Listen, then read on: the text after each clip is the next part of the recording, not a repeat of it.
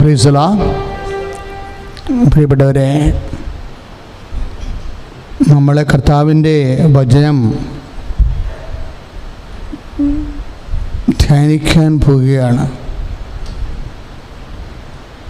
കർത്താവിൻ്റെ ഓരോ വചനവും എന്തിനാണ് നമ്മൾ ധ്യാനിക്കുന്നത് എന്ന് ചോദിച്ചാൽ, വിശുദ്ധ ഗ്രന്ഥം പറയും ഇത് കാളയ്ക്കും പശുവിനു വേണ്ടിയൊന്നും എഴുതിയതല്ലെന്ന് പറയും. അത് വിചിത്രമായൊരു വചനമാണ്. ദൈവവചനം കാളയ്ക്കും പശുവിനും വേണ്ടി എഴുതിയതല്ലെന്ന്. എന്നതിൻ്റെ അർത്ഥം എന്താണ്? മനുഷ്യന് വേണ്ടി എഴുതിയതാണ്. അതാണ്. ഇപ്പോൾ ദൈവവചന ഉൽപ്പത്തി മുതൽ ഇപ്പം നമ്മൾ 1 കൊറിന്തോസ് 1:9 സ്തുതിക്കട്ടെ. ഹല്ലേലൂയ. യേശുവേ സ്തോത്രം. ഹല്ലേലൂയ. യേശുവേ നന്ദി. ഹല്ലേലൂയ ഹല്ലേലൂയ ഹല്ലേലൂയ ഹല്ലേലൂയ ഹല്ലേലൂയ ഹല്ലേലൂയ ഹല്ലേലൂയ. യേശുവേ ആരാധന ആരാധന. 1 കൊരിന്ത്യർ 9:9 സ്തുതിക്കട്ടെ. ഹല്ലേലൂയ ഹല്ലേലൂയ ഹല്ലേലൂയ ഹല്ലേലൂയ ഹല്ലേലൂയ. യേശുവേ നന്ദി. യേശുവേ സ്തുതി. ഹല്ലേലൂയ ഹല്ലേലൂയ ഹല്ലേലൂയ ഹല്ലേലൂയ. ആരാധന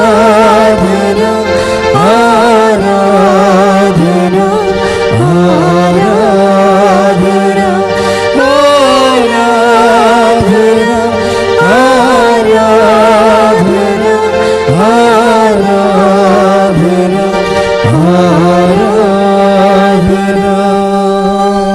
കൊരിന്ത്യർ 9:9 എന്തെന്നാൽ ഏറ്റു പറഞ്ഞേ, എന്തെന്നാൽ മോശയുടെ നിയമത്തിൽ എഴുതപ്പെട്ടിരിക്കുന്നു ധാന്യം മെതിക്കുന്ന കാളയുടെ വായ നിങ്ങൾ മൂടിക്കെട്ടരുത്. അതാണ് കർത്താവിൻ്റെ വചനം. അതിന് സെൻപോൾ കൊടുത്തിരുന്ന വ്യാഖ്യാനം അതീവ ഹൃദ്യമാണ്. താഴെ എഴുതിയിട്ടുണ്ട്, എന്താണ് കാളയുടെ വായ മൂടിക്കെട്ടരുതെന്ന് പറയാനാണോ ബൈബിൾ എഴുതിയതെന്ന്?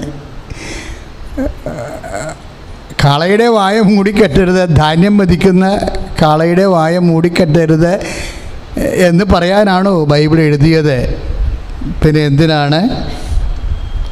അതായത് അദ്ദേഹം ഉദ്ദേശിക്കുന്നത് കാളയുടെയും പശുവിൻ്റെയും പക്ഷിയുടെയും കാര്യങ്ങളൊന്നും പറയാനല്ല ബൈബിൾ എഴുതിയത്. ബൈബിൾ മനുഷ്യനെക്കുറിച്ച് പറയാനാണ്. അപ്പം അവിടെ പ്രതീകമാണ്. കാളയെന്ന് പറഞ്ഞാൽ എന്താണ്? പ്രതീകമാണ്. അപ്പോൾ ഒരു കാള എന്ന് പറയണത് അന്നത്തെ രീതി അനുസരിച്ച് ഗോതമ്പിൻ്റെ കതിരുകൾ മെതിച്ചെടുക്കുന്നത് കാളയുടെ ശരീരത്തിൽ വെച്ച് കെട്ടിയിട്ടുള്ള ഒരു പ്രത്യേക ഉപകരണം, ചക്ക് പോലെ ഉപകരണം കറക്കിയെടുക്കുമ്പോഴാണ് ഇത് മെതിച്ചെടുക്കുന്നത്.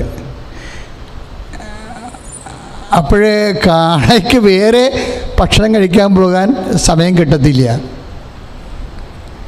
അതുകൊണ്ട് ഇത് നിയമാവർത്തിൽ നിന്ന് വന്നിട്ടുള്ള വചനങ്ങളാണ്. നിയമാവർത്തി 25:9 അങ്ങനെ ഒരു വചനമുണ്ട്. സ്തുതിക്കട്ടെ. ഹല്ലേലൂയ. യേശുവേ സ്തോത്രം. ഹല്ലേലൂയ ഹല്ലേലൂയ ഹല്ലേലൂയ ഹല്ലേലൂയ ഹല്ലേലൂയ ഹല്ലേലൂയ ഹല്ലേലൂയ. യേശുവേ ആരാധന ആരാധന ആരാധന. ഹല്ലേലൂയ ഹല്ലേലൂയ ഹല്ലേലൂയ.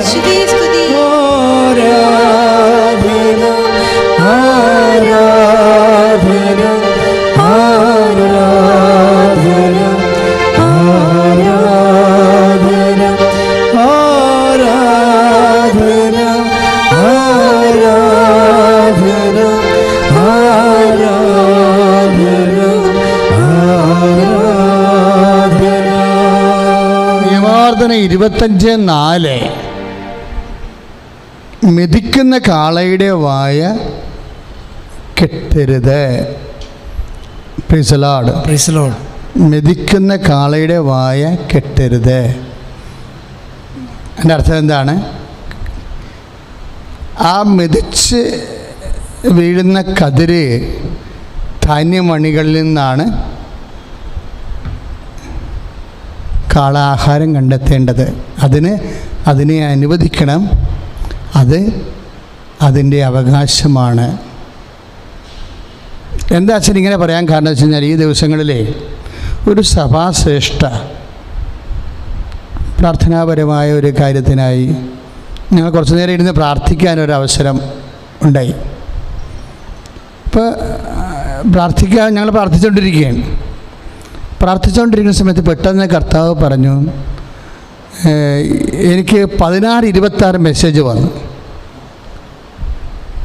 മത്തായി ശ്ലീഹായുടെ സുവിശേഷത്തിൻ്റെ 16:26 നമുക്കെല്ലാവർക്കും അറിയാവുന്ന വചനമാണ്. ലോകം മുഴുവനും നേടിയാലും നിൻ്റെ ആത്മാവ് നഷ്ടപ്പെട്ടാൽ നിനക്ക് എന്ത് പ്രയോജനം? അപ്പം എനിക്ക് ഈ വിഷയത്തിൽ ഈ വചനം വന്നതോടുകൂടി, നമ്മളിത് വേറെ ചില കോണ്ടസ്റ്റിൽ വരുന്ന വചനങ്ങളാണ്. മഹാലോകായികമായ ജീവിത വ്യഗ്രതകളിൽ സ്വന്തം അധികാരം, സ്വന്തം സ്ഥാനം, സ്വന്തം സമ്പത്ത്, സ്വന്തം സൗന്ദര്യം, സ്വന്തം സ്വാധീനം, സ്വന്തം കസേര, ഇങ്ങനെ കുറേ സാധനങ്ങൾ ഉറപ്പിച്ചെടുക്കാനുള്ള വ്യഗ്രതയിൽ ആത്മാവിനെ നഷ്ടപ്പെടുന്നവർക്ക് വരുന്ന വചനങ്ങളാണ്. പക്ഷേ ഇവിടെ ഈ വചനം വന്നിരിക്കുന്ന വേറൊരു കോണ്ടസ്റ്റാണ്. കാര്യം അതിൻ്റെ കൂടെയാണ് എൻ്റെ മനസ്സിൽ, ഞാൻ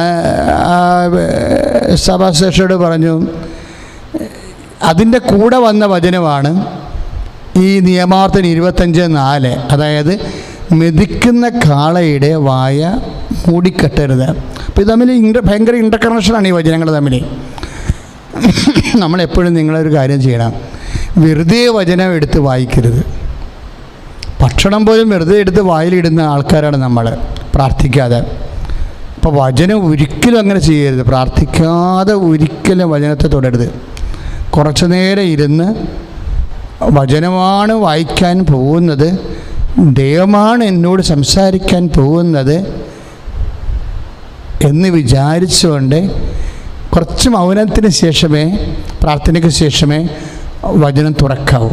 എന്താ കാര്യം എന്ന് വെച്ച് കഴിഞ്ഞാൽ, നമ്മുടെ ഓരോ വചനവും, ദൈവവചനത്തിൻ്റെ ഒരു പ്രത്യേകത, അത് ഒരു സിംഗിൾ മീഡിയമാണ്.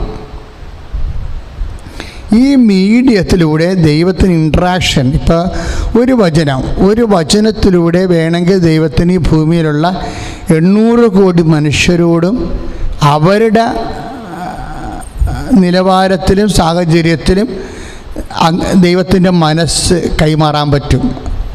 അതാണ് മറ്റു വചനങ്ങളും. എല്ലാ വചനങ്ങളും വളരെ ഇതാണ്, ഈ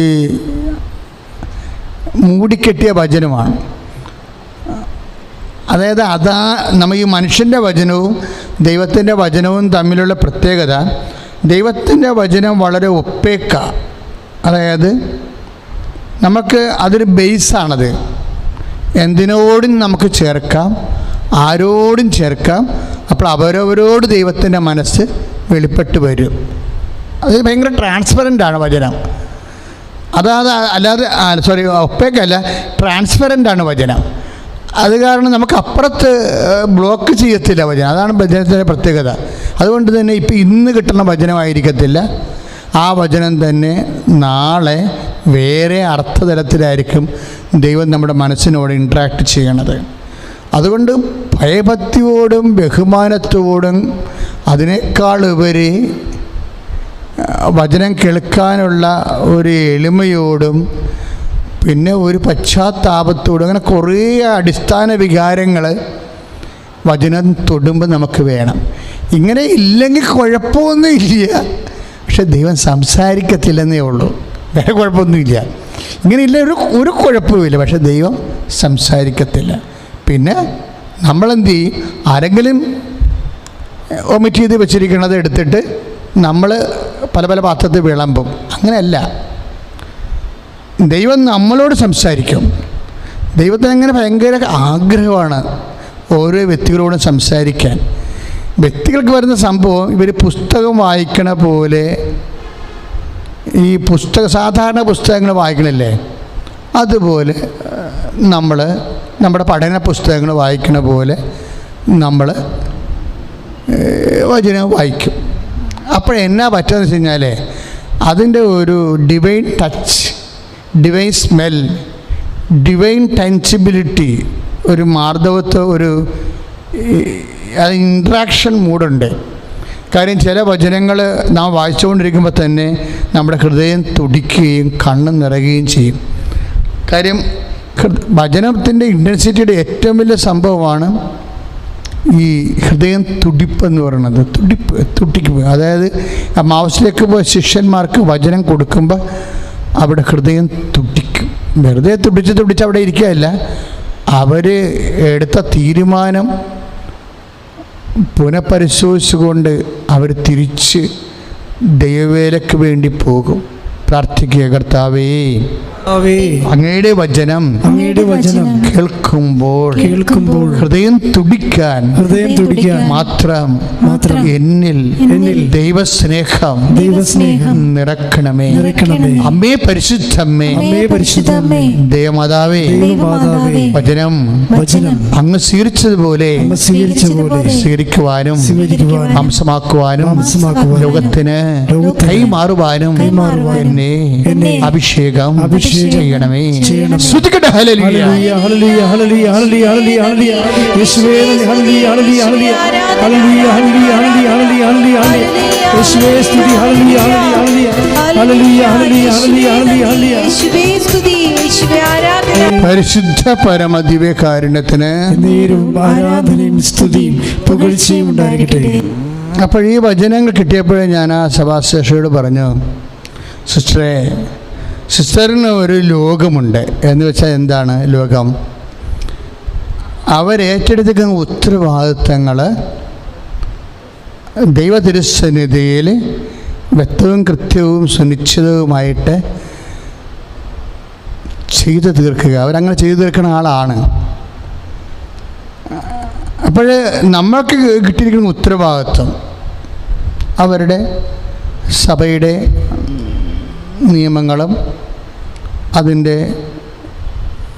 ചട്ടങ്ങളൊക്കെ അനുസരിച്ച് കൊണ്ട് സഭയുടെ വളർച്ചയ്ക്ക് വേണ്ടി അവർക്ക് കൊടുത്തിരിക്കുന്ന ഓരോരുത്തരുടെയും കാര്യസം അനുസരിച്ച് ആ ശുശ്രൂഷ സമിതിയുടെ കാര്യസം അനുസരിച്ച് കൊണ്ട് പുതിയ തലമുറയെ വളർത്തി ആ കാര്യസം അനുസരിച്ച് കൊണ്ട് അവരെ പ്രവർത്തിക്കാൻ വിട്ട് ആ സ്ഥാപനങ്ങൾ, അതിന് സഭയ്ക്ക് നൽകപ്പെട്ടിരിക്കുന്ന സ്ഥാപനങ്ങളെ ഭംഗിയായി ഭരിച്ച് ദൈവനാമത്തെ മഹത്വത്തിനും മനുഷ്യൻ്റെ നന്മയ്ക്ക് വേണ്ടി പ്രയോജനപ്പെടുത്തി ദൈവരാജ്യത്തിൻ്റെ പരിപോഷണ പ്രവർത്തനങ്ങളിലൂടെ അതാണ് അവരുടെ ലോകം. അതാണ് ലോകം. നമ്മൾ പറയുന്ന ഈ ലോകത്തിന് ഈ ലോകമെന്ന് പറയുമ്പോൾ ഓരോരുത്തർക്കും ഓരോതാണ്. അവരവരെന്ത് ആഗ്രഹിക്കുന്നുവോ ഇഷ്ടപ്പെടുന്നുവോ അതിലേക്ക് അവരവരെന്തിലേക്ക് അവരുടെ മനസ്സ് ഉറപ്പിക്കുന്നുവോ അതാണ് അവരുടെ ലോകം. ഇപ്പോഴേ ഈശോ എന്താണ് സിസ്റ്ററിനോട് പറഞ്ഞതെന്ന് വെച്ച് കഴിഞ്ഞാൽ, നിങ്ങളുടെ ഉത്തരവാദിത്തങ്ങൾ അതിഗംഭീരമായി മനോഹരമായി നിർവഹിച്ചാലും അങ്ങനെ നിർവഹിക്കുന്നതിലൂടെ ഓട്ടോമാറ്റിക്കായിട്ട് നിങ്ങളുടെ ആത്മസ്ഥിതിക്ക് പരിപോഷണം ഉണ്ടാകുമെന്ന് കരുതരുതെന്ന്. എന്നെ സംബന്ധിച്ചിടത്തോളം അത് വല്ലാത്ത ഒരു അറിവായിരുന്നു. കാര്യം നമ്മളോർക്കും നമ്മളുടെ വിളിയും ദൗത്യവും അനുസരിച്ച് കൊണ്ട് എല്ലാ കാര്യങ്ങളും ഭംഗിയായിട്ട് നടക്കുമ്പോൾ അതല്ലേ ദൈവ വിളി, അതനുസരിച്ച് നമ്മൾ ചെയ്താൽ മതിയല്ലോ എന്ന്. പക്ഷെ ഇപ്പം എന്നാ പറഞ്ഞതെന്ന് വെച്ച് കഴിഞ്ഞാൽ അതിൻ്റെ ഓട്ടോമാറ്റിക്കലായിട്ട് ഇപ്പം നമ്മളുടെ ആഗ്രഹങ്ങൾ ലക്ഷ്യങ്ങൾ അനുസരിച്ച് കൊണ്ട് കാര്യങ്ങളെല്ലാം ഭംഗിയായിട്ട് നിർവഹിച്ചാലും അതും ചിലപ്പോൾ നമ്മുടെ സ്വന്തമായ ആത്മപരിപോഷണവുമായിട്ട് ചിലപ്പോൾ കണക്റ്റഡ് ആകത്തില്ല. അത് നമ്മുടെ ഡ്യൂട്ടിയാണ്, അല്ലെങ്കിൽ നമ്മുടെ വിളിയാണത്. പക്ഷേ നമ്മളുടെ ഏറ്റവും വലിയൊരു വിഷയം, ക്രിസ്തു ക്രൂശിക്കപ്പെട്ടത് നമ്മളുടെ ആത്മാവിനെ പുണ്യപൂർണ്ണമായി നഷ്ടപ്പെട്ട പുണ്യപൂർണ്ണത തിരിച്ചു തന്നിട്ട് ദൈവതുല്യമായി നമ്മളെ മാറ്റി മഹത്വത്തിൽ നമ്മൾ പങ്കെടുപ്പിക്കുക എന്നുള്ള സിമ്പിളായിട്ടുള്ള കാര്യങ്ങളാണ്. ദൈവമഹത്വത്തിൽ നമ്മളെ പങ്കെടുപ്പിക്കാൻ പറ്റുന്ന രീതിയിൽ നമ്മുടെ ആത്മാവ് ഈ ശുശ്രൂഷ കൊണ്ട് പരിപോഷണമാകുന്നില്ലെങ്കിൽ നമ്മൾ വളരെ ഭംഗിയായിട്ട് ചെയ്യും. ഇപ്പോഴത്തെ കാലത്ത് ഏറ്റവും വലിയ ഗതികേട് പ്രൊഫഷണലാണ്. എല്ലാം പ്രൊഫഷണലാണ്, തൊടാൻ പറ്റണില്ല. പ്രൊഫഷണലെന്ന് അമച്ചറൊന്നും പറഞ്ഞ് രണ്ടായിട്ട് തിരിച്ചിരിക്കുകയാണ്. ഒരു ചിരി പോലും പ്രൊഫഷണലായിട്ട്, ഇപ്പോൾ ചില നടപ്പ് പ്രൊഫഷണൽ അല്ലെന്ന് പറയും. ചിരി ഇപ്പം ഇംഗ്ലീഷ് മീഡിയത്തിലെ കുഞ്ഞുങ്ങളെ പഠിപ്പിക്കുന്നുണ്ട് ചിരിക്കണേ എങ്ങനെയാണെന്ന്. ചുമ്മാ വായിലൊക്കെ ചിരിക്കാതെ വരത്തില്ല. ആ ചിരിക്കുന്നതിന് എത്ര ആംഗിളിലേക്ക് ചുണ്ട് പോകണം, കിറി എന്തുമാത്രം അതിന് പ്രവർത്തിക്കണം, അവരെ എന്തുമാത്രം കവിള് പൊങ്ങണം, എന്തുമാത്രം നേരം ആ ചിരി ഉണ്ടാകണം. ചിരിയുടെ ദൈർഘ്യം കൂടി കഴിഞ്ഞാൽ അമ്മച്ചറാകെ പോകും. അപ്പോൾ പ്രൊഫഷണൽ ചിരി വരെ പ്രൊഫഷണൽ ആകുന്ന ഒരു കാലമാണ്. പഠിപ്പിക്കണത്. അതായത് എക്സിക്യൂട്ടീവ് ലെവലിലുള്ള ആൾക്കാർ വർക്ക് ചെയ്യുമ്പോൾ ശ്രദ്ധിക്കേണ്ട ചില ഒരു രീതികളുണ്ട്. ഇതുപോലെയാണ് നമ്മുടെ വർക്ക്, നമ്മളെ ഏൽപ്പിച്ച ജോലി എല്ലാം പ്രൊഫഷണലായിട്ട് ചെയ്യും. എല്ലാം പ്രൊഫഷണലായിട്ട് ചെയ്യും. പക്ഷേ ഈ പ്രൊഫഷണലിസം കൊണ്ട് നമ്മുടെ ആത്മാവ് രക്ഷപ്പെടണമെന്ന് ഒരു നിർബന്ധവുമില്ല. കർത്താവ് നോൺ പ്രൊഫഷണലായിരുന്നു ശരിക്കും. കേൾക്കുമ്പോൾ നമുക്ക്, അതായത് പിതാവേ എല്ലാം അങ്ങനെ ഏൽപ്പിച്ച ജോലി ഞാൻ പൂർത്തിയാക്കിയെന്ന് പറയുന്നില്ലേ? 17:4 യോഹന്നാൻ്റെ സുവിശേഷത്തിലെ, പിതാവേ അങ്ങനെ ഏൽപ്പിച്ച ജോലി ഞാൻ പൂർത്തിയാക്കിയെന്ന് പറയും. അപ്പോൾ പൂർത്തിയാക്കിയ പ്രൊഫഷണലായിട്ട് പൂർത്തിയാക്കണമല്ലോ. പക്ഷേ ആരാണ് ഏൽപ്പിച്ചിരിക്കുന്നത്? ഈ കക്ഷികളാണ് നിൽക്കുന്നത്. ആര്? അടുത്ത 5 മിനിറ്റിനുള്ളിൽ തള്ളിപ്പറയാൻ വേണ്ടി ഇരിക്കുന്ന കക്ഷികളാണ് ഇവർ. അതുപോലെ തന്നെ ഭക്ഷണം കഴിച്ചിട്ട് ഉറങ്ങാൻ പോണ കക്ഷികളാണ് ഈ കക്ഷികളാണ് ഇത് ഏൽപ്പിച്ചിരിക്കുന്നത്. ഇവരെന്ത് ചെയ്യുമെന്നാണ് പറയണത്? അപ്പോഴത് ചെയ്തിട്ടില്ല. അത് പ്രൊഫഷണലായിട്ട് ചെയ്യണത് ഇവരല്ല, പരിശുദ്ധാത്മാവാണ്. The profession of the holy spirit. സഭയ്ക്കും വേണ്ടത് അതാണ്. ഇപ്പം നമ്മൾ ലിറ്റർജികൾ വളരെ നാടകീയമായ രീതിയിൽ ഡ്രമാറ്റിക്കായിട്ട് ഭയങ്കര റോമൻ എംപീരിയലായിട്ടൊക്കെ നമ്മൾ മൂവ്മെൻ്റൊക്കെ നടത്തി അവതരിപ്പിച്ചു. പക്ഷേ കർത്താവ് വരിക എന്നുള്ള ഇതുമായിട്ടൊരു ബന്ധമില്ലാത്ത കാര്യമാണ്. ഇതിൻ്റെ ഒരു കിയാസമാണ് ശരിക്കും. വളരെ വിഷ്വലായിട്ടും പിന്നെ അതിൻ്റെ ട്രഡീഷണലായിട്ടുള്ള ഒരു അഭിജാത്യമായ ആരാധനക്രമം, അത് കറക്റ്റാണ് സംഭവം. പക്ഷേ അതും ആധ്യാത്മിക അനുഭവവും തമ്മിൽ നോട്ട് കണക്റ്റഡ്. നമ്മളുടെ പ്രൊഫഷണലിസം നമുക്ക് സംഭവിക്കേണ്ടത്, എപ്പോഴും വരേണ്ടത്, ദൈവവും നമ്മളും പരിശുദ്ധാത്മാവ് എത്ര കണ്ട് ആ വ്യക്തിയിൽ, ആ വിഷയത്തിൽ, ആ ശുശ്രൂഷയിൽ പ്രവർത്തനക്ഷമമാകുന്നുവോ അതാണ് ആധ്യാത്മികമായ സ്പിരിച്വൽ പ്രൊഫഷണലിസം എന്ന് പറയുന്നത്. പ്രാർത്ഥിക്കുക, കർത്താവായ ദൈവമേ, എൻ്റെ ജീവിതത്തിലെ പരിശുദ്ധാത്മാവ് വ്യക്തതയോടെ പ്രവർത്തിക്കാൻ പറ്റുന്ന രീതിയിൽ എൻ്റെ ജീവിതത്തെയും ചിന്താഗതികളെയും പ്രാർത്ഥനാ സമർപ്പണങ്ങളെയും ക്രമീകരിച്ച് തരണമേ കർത്താവേ. എൻ്റെ വിജയവും എല്ലാം കർത്താവേ അടിസ്ഥാനപരമായി അങ്ങയിലാണ് ആശ്രയിച്ചിരിക്കുന്നത്. ശ്രദ്ധിക്കട്ടെ. ഹല്ലേലൂയ.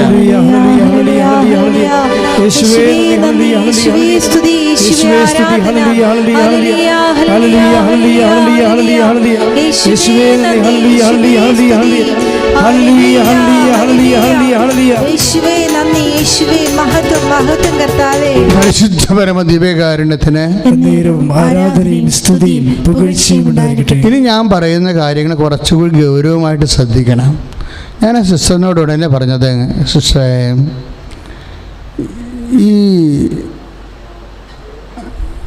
നീ ഒരു വീട്ടിൽ ചെല്ലുമ്പോൾ വിളമ്പുന്നത് ഭക്ഷിക്കുക. കർത്താവ് പറഞ്ഞ വാക്കാണ്. ഇതാണ് നമ്മുടെ, അതായത് നമ്മളുടെ ഇത് നിങ്ങൾ കണക്ട് ചെയ്യേണ്ടത് നിയമാവർത്തനം 25:4 എന്താണ്? കറ്റമെതിക്കുന്ന കാളയുടെ വായ തുന്നിക്കെട്ടരുത്. അതുമായിട്ടാണ് ഈ വചനം കണക്ട് ചെയ്യേണ്ടത്. ഇതെന്താ പറയുക?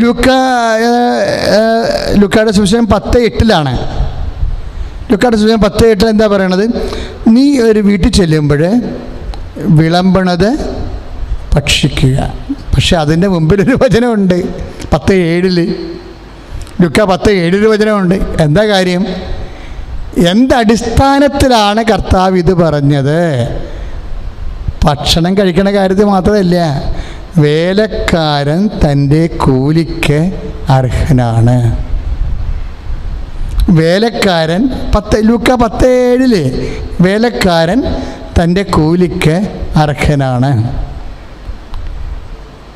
അപ്പം ഈ കൂലി കിട്ടുന്ന സംഭവമില്ലേ, ഈ കൂലി കിട്ടണത് എന്ന് പറയണത് ഒരു പക്ഷേ നമ്മൾ പറയണ അർത്ഥത്തിലല്ല, ആത്മാവിൻ്റെ കൃപയായിട്ടാണ് കൂലി കിട്ടണത്. ഞാൻ പറഞ്ഞ മനസ്സിലായോ? നമ്മുടെ ആത്മാക്കളെ ഇപ്പം നമ്മുടെ ശുശ്രൂഷകളുടെ എല്ലാം ലക്ഷ്യം എന്താ? ആധ്യാത്മികമായ എല്ലാ ശുശ്രൂഷകളുടെയും ഭൗതിക ശുശ്രൂഷകളുടെയും ലക്ഷ്യം എന്താണ്? കൂദാശകളുടെ ലക്ഷ്യം എന്താണ്? ആത്മാവിനെ പുണ്യപ്പെടുത്തുകയാണ്. അപ്പോൾ പുണ്യമാണ്, കൃപയാണ് കൂലി. ഈ കൂലി കിട്ടണമെന്ന് പറയുമ്പോൾ അവിടെയാണ് നമ്മൾ ശ്രദ്ധിക്കേണ്ടത്. കൂലി നമുക്ക് ക്യാഷായിട്ടും കൈൻഡായിട്ടും കിട്ടും. എങ്ങനെയാണ് കൂലി കിട്ടണത്? ഇപ്പം നമ്മൾ നിൻ്റെ വീട്ടിലൊരു കിടപ്പ് രോഗിയെ നീ ശുശ്രൂഷിക്കുന്നു. ആ വീട്ടിൽ ഏറ്റവും കൂടുതൽ ആ കിടപ്പ് രോഗി ചിലപ്പോൾ വാദമാകാം, ചിലപ്പോൾ വേറെ വല്ല ക്ഷീണ രോഗമോ അല്ലെങ്കിൽ മുറിവോ വേദനയൊക്കെ ഉള്ളതാകാം, ചില വാദപ്പനിയാകാം, എന്തോ വാദം മാറാത്ത പനിയാകാം. ഇനി നിങ്ങളൊരു കാര്യം ശ്രദ്ധിക്കണം, ആ വീട്ടിൽ പല ആൾക്കാരുണ്ട്, പക്ഷേ ഒരു പെർട്ടിക്കുലർ പേഴ്സണാണ് ഈ കിടപ്പ് രോഗിയെ ശുശ്രൂഷിക്കുന്നത്. ഇനി ഞാനൊന്ന് ചോദിക്കട്ടെ നിങ്ങളോട്, ആ കിടപ്പ് രോഗികളെ ശുശ്രൂഷിച്ചുള്ള അവസ്ഥ അറിയാമല്ലോ. ഒരിക്കലും ഒരു രോഗി ഇന്നുവരെ തൃപ്തനായിട്ട് ഞാൻ കണ്ടിട്ടില്ല.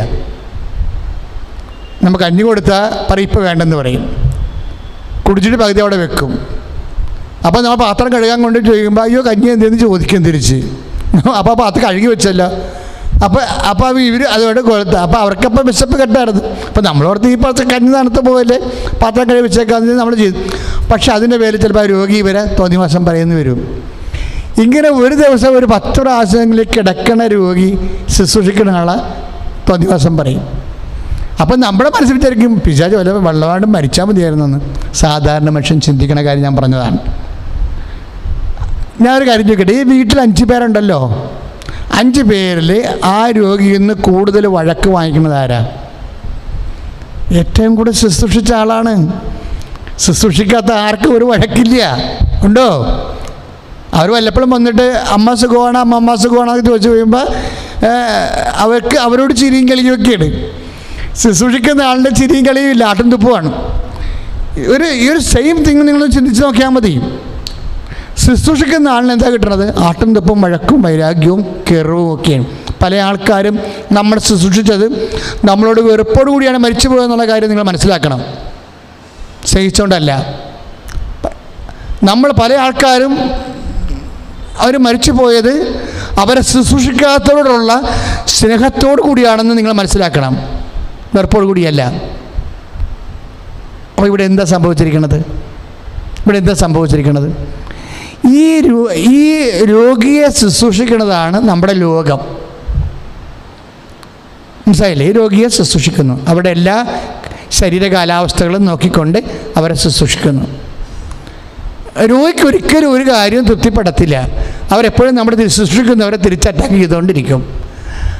അപ്പം നമ്മൾക്ക് കിട്ടണ ഒരു സംഭവമുണ്ട്, അതാണ് നമ്മുടെ വിളമ്പണത് ഭക്ഷിക്കാൻ പറഞ്ഞതിൻ്റെ കാരണം. നീ ഒരു വീട്ടിൽ ചെല്ലുമ്പോൾ 10:8 വീടല്ല എവിടെ നിൻ്റെ ശുശ്രൂഷ മേഖല. അപ്പോസ്തലന്മാരെ ശുശ്രൂഷിക്കാൻ പഠിക്കണം കർത്താവ്. എന്നിട്ടാണ് നീ പറയണത് നീ വീട്ടിൽ ചെല്ലുമ്പോൾ ആ വീട്ടിൽ നിന്ന് വിളമ്പണ ഭക്ഷിക്കാൻ പറയും. അപ്പോൾ നമ്മുടെ ശുശ്രൂഷ മേഖലയുണ്ട്. ചിലപ്പോൾ ഭർത്താവാകാൻ നീ അതിൻ്റെ ശുശ്രൂഷ മേഖലയാണ്. അപ്പോൾ നിൻ്റെ കുഞ്ഞുങ്ങളുണ്ടാവും, ഭാര്യ ഉണ്ടാവും. ഭാര്യയാകാൻ നീ അതിൻ്റെ ശുശ്രൂഷ മേഖലയാണ്. നിനക്ക് ഭർത്താവുണ്ടാവും, കുഞ്ഞുങ്ങളുണ്ടാവും, ഭർത്താവിൻ്റെ മാതാപിതാക്കന്മാരുണ്ടാവും, ചിലപ്പോൾ കെട്ടാതെ നിൽക്കുന്ന നാത്തൂന്മാരുണ്ടാവും. കെട്ടാതെ നിൽക്കുന്ന നാത്തൂന്മാരെ എന്നെ ഒന്നും തെറ്റിദ്ധരിക്കരുത്. എനിക്ക് ഇന്ന് വരെ ഞാനൊരു 10-20 ലക്ഷം ആൾക്കാരെ കൗൺസിൽ ചെയ്തിട്ടുണ്ട്. അതായത് ഈ കെട്ടാതെ നിൽക്കുന്ന നാത്തൂന്മാരുള്ള കുടുംബങ്ങളിൽ കെട്ടി വന്നവരായിരിക്കും പിന്നീട് കൊച്ചു ത്രേസ്യയായിട്ടും അൽഫോൻസാമ്മയായിട്ടൊക്കെ ദൈവത്തിൻ്റെ പുസ്തകത്തിൽ എഴുതപ്പെടുന്നത്. എന്താ കാരണം വെച്ചാൽ അതൊരു കുരിശു മരണമാണ്. അവരെ ഒന്നും നിങ്ങൾ കുറ്റം പറയരുത്. ചിലപ്പോൾ ഇപ്പം അവരെ കെട്ടാൻ നിൽക്കുന്നവർ ചിലപ്പോൾ അധികാര പ്രമത്തതയുള്ളവരായിരിക്കാം, ചിലപ്പോൾ രോഗികളായിരിക്കാം, ചിലപ്പോൾ നിനക്ക് ജീവിത പങ്കാളിയുണ്ട്, അവർക്ക് ജീവിത പങ്കാളി ഇല്ലാത്തത് കാരണം നിന്നോട് കുശുമ്പോൾ അസ്വസ്ഥത ഉണ്ടാകാം. ചിലപ്പോൾ നിനക്ക് നിൻ്റെ സമാധാനവും സന്തോഷവും സഹിക്കാത്ത വ്യക്തിയാകാം. ചിലപ്പോൾ നിൻ്റെ കുഞ്ഞുങ്ങളെ നീയുമായിട്ട് പിരിക്കാൻ അവരിഷ്ടപ്പെടുന്ന വ്യക്തിയാകാം. ഇങ്ങനെ പലതരത്തിലുള്ള കുരിശുകളുണ്ട്, പലതരത്തിലുള്ള കുരിശുകൾ. എന്നിട്ട് ഭയങ്കര സ്റ്റണ്ടാണ് ചിലപ്പോൾ. പക്ഷേ ആധ്യാത്മികമായി നീ ഔന്നത്യം പ്രാപിച്ചില്ലെങ്കിൽ ആ വീട്ടിൽ ജീവിക്കാൻ പാടാണ്. നമ്മൾ ഭർത്താവിനോട് പറയും താനും തന്നെ പെങ്ങളായിട്ട് പുറത്തോ ഞാൻ പുറത്തെന്ന് പറഞ്ഞുകൊണ്ട് നമ്മളെ കെട്ടുമുറുക്കി പോകും. പക്ഷെ ഒരു കാര്യം വ്യക്തമാണ്, ചില ആൾക്കാർ അവരുടെ മാനസികാവസ്ഥകളെല്ലാം കണ്ടുകൊണ്ട് വളരെ സമാധാനത്തോടെ നിൽക്കും, ഒരക്ഷരം പറയാതെ. ഞാൻ ഈ കഴിഞ്ഞ ദിവസങ്ങളിൽ ഇവിടെ ശുശ്രൂഷ ചെയ്യാൻ വന്നപ്പോൾ ഞാൻ പറഞ്ഞു, അമ്മയുടെ സംസാരം വെള്ളിയാണെങ്കിൽ അമ്മയുടെ മൗനം സ്വർണ്ണമാണെന്ന് പറഞ്ഞു. എനിക്ക് ഫീൽ ചെയ്ത ഒരു കാര്യമാണ്. അമ്മ ചില സമയത്തൊക്കെ മിണ്ടാണ്ടിരിക്കും. അപ്പം ഞാനിവിടെ അതിജീവനം അമ്മയോടെ പോകുന്ന ശുശ്രൂഷയ്ക്ക് ഞാൻ പറഞ്ഞു, അമ്മയുടെ സംസാരങ്ങൾ, അമ്മ കുറേ സംസാരിക്കും, സംസാരിക്കാത്ത ആളൊന്നുമല്ല, ആവശ്യമുള്ള സ്ഥലത്ത് എല്ലാം സംസാരിക്കും. അത് ഈശ്വരനോടും സംസാരിക്കും, നീ എന്താ ഞങ്ങളോട് ഇങ്ങനെ ചെയ്തത് എന്നൊക്കെ ചോദിക്കുകയും ചെയ്യും. പക്ഷെ ചില സമയത്ത് ആൾ കംപ്ലീറ്റ് സൈലൻസ് ആകും. അപ്പോൾ എൻ്റെ മനസ്സിൽ എനിക്ക് തന്ന പരിശുദ്ധാത്മാവിൻ്റെ ഒരു രഹസ്യ വിചാരം എന്ന് പറയുന്നത്, അമ്മയുടെ സംസാരം വെള്ളിയാണ്, പക്ഷെ അമ്മയുടെ മൗനം സ്വർണ്ണമാണെന്ന്. മൗനം സ്വർണ്ണമാണ്. ഇപ്പം കെട്ടാൻ നിൽക്കുന്ന ഒരു നാത്തൂനുള്ള വീട്ടിൽ സ്വാഭാവികമായിട്ട് എന്നാ അവളെ കെട്ടാൻ നിൽക്കുന്ന കാരണം പല കാര്യങ്ങളുണ്ടാകാം. ചിലപ്പോൾ പണസംബന്ധമായ ആ വീട്ടിൽ ആ സമയത്ത് ഇല്ലാതെ വന്നാൽ ചിലപ്പോൾ രോഗിയായി കാണാം. ചിലപ്പോൾ അവൾ അനിയത്തി കയറി ആരെങ്കിലും ലൈനടിച്ച് അവളെ കെട്ടിന്ന് വരാം, അപ്പോഴും ചേട്ടൻ നിന്ന് പോയെന്ന് വരാം. പല സമ്മർദ്ദങ്ങളുണ്ടായും പാവം അങ്ങനെ നിന്ന് പോണതേ. ചിലപ്പോൾ സൗന്ദര്യത്തിൽ കുറഞ്ഞു വന്ന് വരാം. ചിലപ്പോൾ അവളെ കെട്ടിക്കേണ്ട സമയത്ത് വീട്ടിൽ അതിനേക്കാൾ വലിയ വേദനയും വിഷമവും ഉള്ള ഒരു കാലമാകാം, പാവപ്പെട്ടവൾ നിന്നുപോയി. ചിലപ്പോൾ അവൾക്ക് പുരുഷവിരോധമുള്ളവരുണ്ടാകും കുഴപ്പം. ഇപ്പം നമ്മൾ പുരുഷവിരോധം എന്ന് പറയണില്ലേ, ഇപ്പം നമ്മൾ ഫെമിനിസം എന്നൊക്കെ പറഞ്ഞാലും ഞാൻ എൻ്റെ മനസ്സിൽ മനസ്സിലാക്കിയിരിക്കുന്ന രീതി, എല്ലാ ഫെമിനിസ്റ്റുകളെയും ഞാൻ പറയണില്ല. പക്ഷെ ചില ഫെമിനിസ്റ്റുകൾ അവർക്ക് മാസ്കുലിൻ ജെൻഡറാണ്, അപേക്ഷെന്ന് പറഞ്ഞാൽ അവർ യൂണക്സ് ഒന്നുമല്ല. അവർക്ക് അവരുടെ ബ്ലഡിൽ മാസ്കുലിൻ ട്രെൻഡ്സാണ് ഉള്ളത്, അല്ലാതെ അവർ ക്രോമസോമിൻ്റെ കാര്യം ഞാൻ പറയുകയല്ല. പക്ഷെ അവരുടെ ബ്ലഡിൽ മാസ്കുലിൻ ട്രെൻഡ്സ് ഉണ്ടാവും, പ്രവണത ഉണ്ടാവും. അപ്പോൾ അവരെല്ലാം സംബന്ധിച്ച് ആ രീതിയിൽ ആക്ട് ചെയ്യും. അപ്പോൾ അവർ ആക്ടിവിസ്റ്റാണെന്ന് നമുക്ക് തോന്നും, പക്ഷേ അവർ ആക്ടിവിസ്റ്റ് അല്ല, അവരുടെ സ്വഭാവമാണത്. നമ്മൾ ആട്രിബ്യൂഷൻ ചെയ്യണതാണ് ആക്ടിവിസം എന്ന് പറയുന്നത്. ചിലപ്പോൾ അങ്ങനെയുള്ള സ്ത്രീകൾ ചിലപ്പോൾ പുരുഷന്മാരെ അവർക്ക് മാസ്കുലിൻ ട്രെൻഡ് ബ്ലഡിലുള്ളിടത്തോളം കാലം മറ്റൊരു പുരുഷനെ കല്യാണം കഴിക്കുന്നതിന് വൈമുഖ്യം ഉണ്ടാകും. അപ്പോൾ അങ്ങനെയുള്ള ആൾക്കാർ വീട്ടിൽ നിൽക്കുമ്പോൾ ചിലപ്പോൾ പല സമയത്ത് ഇഷ്യൂസ് ഉണ്ടായിക്കൊണ്ടേയിരിക്കും. പക്ഷെ ഒരു ക്രിസ്ത്യാനി എന്ന് പറയുമ്പോൾ വേറെ വിഷയമുണ്ടാകും. കാര്യം ഇപ്പോൾ 2 സ്ഥലങ്ങളിൽ കുരിശിൻ്റെ പുറത്ത് പിള്ളേർ കയറി നിന്ന് കോമാളിത്തരം കാണിച്ചു. 2 സ്ഥലങ്ങൾ കേരളത്തിൽ ഭയങ്കര ചർച്ചയായി. ഞാൻ എൻ്റെ ഫേസ്ബുക്കിൽ ആ വിഷയം ഡിസ്കസ് പോലും ചെയ്തിട്ടില്ല. എന്താ ചെയ്യാത്തതെന്ന് പറഞ്ഞാൽ അത് കുട്ടികൾ ചെയ്തതല്ല, അത് സംഘടിതമായിട്ട് പ്രകോപനം ഉണ്ടാക്കുന്നതിന് വേണ്ടി. ആ കുട്ടികളെന്ന് പറയുമ്പോൾ അവരാരും കേസിൽ പെടുത്താൻ പറ്റുന്ന കുട്ടികളല്ല. കൗമാരക്കാരെ മിക്കവാറും 18 വയസ്സിൽ താഴെയുള്ള കുഞ്ഞുങ്ങളെ മാത്രം സംഘടിപ്പിച്ചെടുത്തിട്ടുണ്ട് ചെയ്തിട്ടുള്ള ബോധപൂർവമായിട്ട് ചില വിഷയമാണ്. ഈ വിഷയങ്ങളുടെ പുറകെ പോയാൽ ഇനിയും വിഷയങ്ങൾ ഇതുപോലെ ഉണ്ടാകും. കാര്യം പർപ്പസ്ഫുള്ളായിട്ട് ചില വിഷയങ്ങൾ അജിറ്റേഷൻ ഉണ്ടാക്കിയെടുത്തിട്ട് അതിൻ്റെ പേരിൽ ചില മുതലെടുപ്പിന് വേണ്ടി ആഗ്രഹിക്കുന്ന ഒരു സമൂഹം കേരളത്തിൽ രൂപപ്പെട്ട് വന്നിട്ടുണ്ട്. പക്ഷേ പല സോഷ്യൽ മീഡിയ പ്ലാറ്റ്ഫോമിൽ നിന്നും അച്ഛന്മാർ പറഞ്ഞത് എന്താണെന്ന് പ്രതീക്ഷ പറഞ്ഞു വെച്ചാൽ, നമ്മളെ മറ്റുള്ള ആൾക്കാരെ പോലെ പ്രതികരിക്കാൻ നിൽക്കരുത്, തന്തയ്ക്ക് വിളിക്കുക, തോന്നിവാസം പറയുക, അങ്ങനൊന്നും ചെയ്യരുത്. ക്രിസ്ത്യാനിയുടെ ക്ലാസിക്കലായിട്ടുള്ള പ്രതികരണ രീതികളുണ്ട്, അത് ചെയ്യാൻ പാടുള്ളൂ. എനിക്ക് ആ ഉപദേശം ഭയങ്കരമായിട്ട് ഇഷ്ടപ്പെട്ടു. That is correct. എന്ന് വെച്ച് കഴിഞ്ഞാൽ നമ്മളുടനെ വടിവാളം എടുത്ത് വാക്കത്തീവ് എടുത്ത് നമ്മളതിൻ്റെ പിറകെ വി ആർ ക്രിസ്ത്യൻസ്. കാര്യം കർത്താവിനെ സംരക്ഷിക്കാൻ വേണ്ടി വാളെടുത്ത സമയത്ത് പോലും കർത്താവ് ആ വാളിന്മേൽ അരുതെന്ന് പറഞ്ഞതാണ്. അങ്ങനെ നീ വാളെടുത്ത് എന്നെ സംരക്ഷിക്കേണ്ട കാര്യമില്ലെന്ന്, വാളെടുത്ത് എന്നെ സംരക്ഷിക്കേണ്ട കാര്യമില്ലെന്ന് സ്വന്തം ജീവിതം ക്രൈസിസിൽ നിൽക്കുമ്പോൾ അതിനെ സപ്പോർട്ട് ചെയ്യുന്നതിന് പകരം സ്വന്തം ജീവൻ സംരക്ഷിക്കാൻ വേണ്ടി നീ ആയുധം എടുക്കരുതെന്ന് പറഞ്ഞുകൊണ്ട്, അരുതെന്ന് പറഞ്ഞുകൊണ്ട് കർത്താവിൻ്റെ കൈ നീണ്ടെങ്കിൽ അതൊരു മനുഷ്യൻ്റെ കൈയായിട്ട് ചരിത്രം വിലയിരുത്തത്തില്ല. കുറഞ്ഞ പക്ഷം അത് കണ്ടവരെങ്കിലും വിലയിരുത്തിയിട്ടില്ല.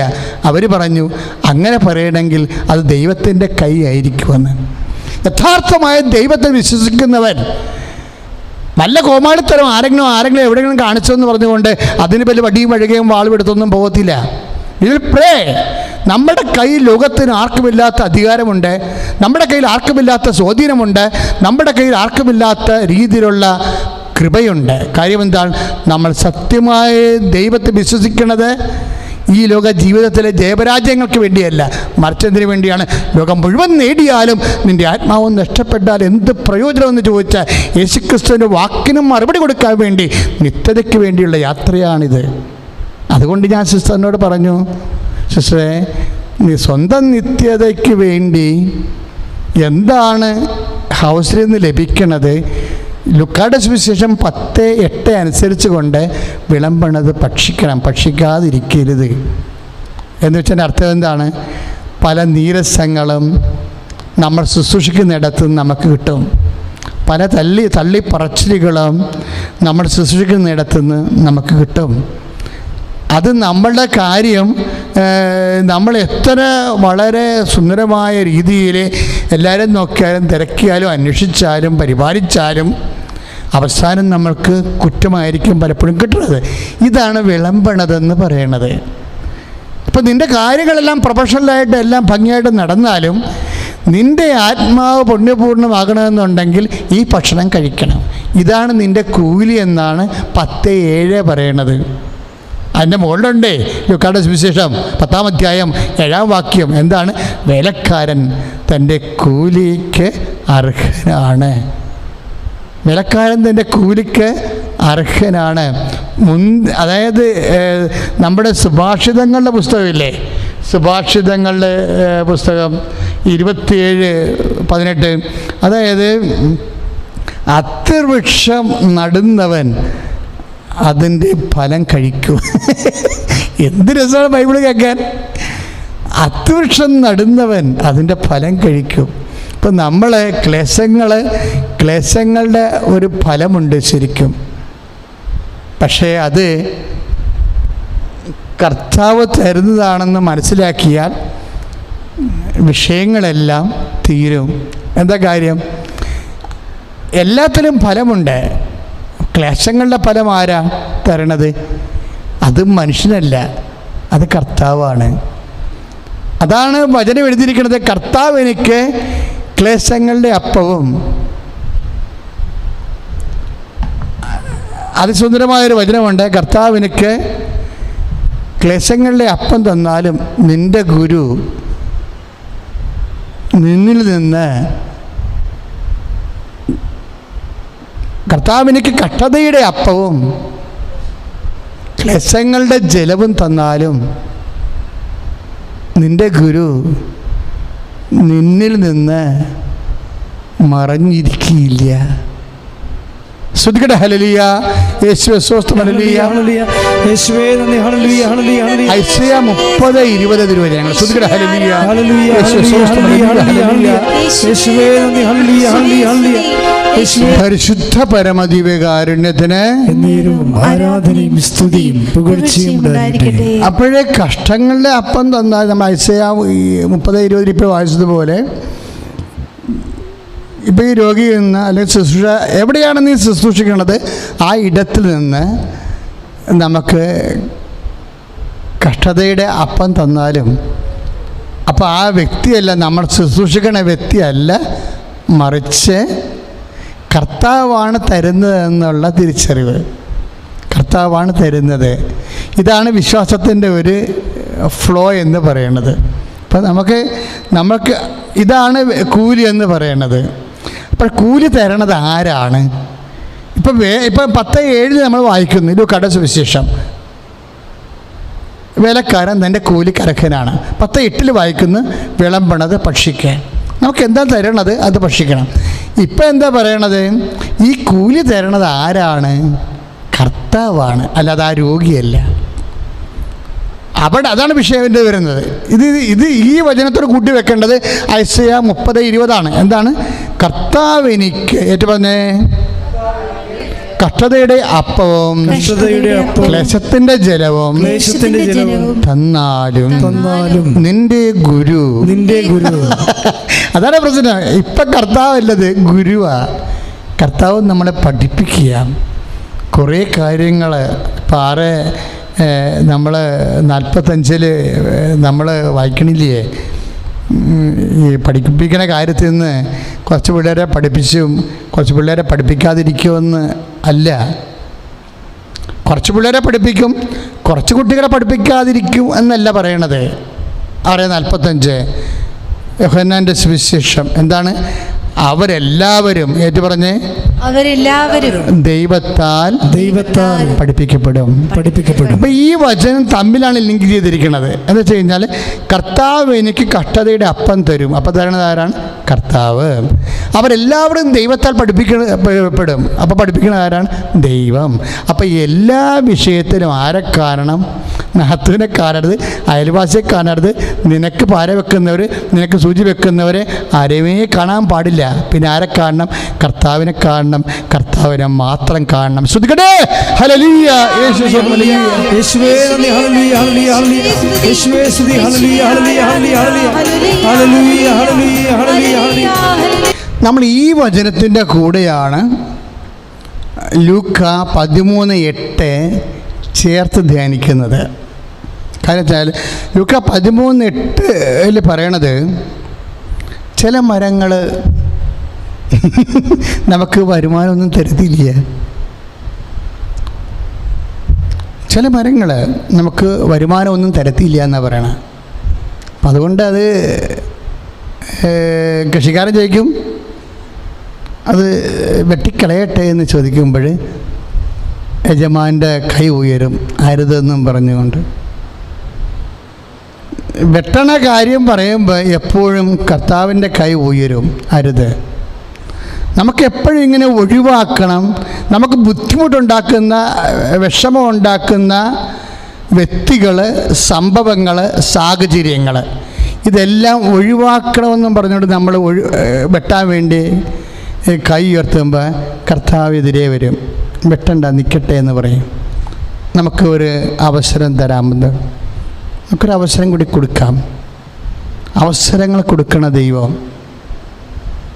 കർത്താവിൻ്റെ പഠനങ്ങളിൽ ഏറ്റവും വലിയ ഒരു സംഭവമാണ്.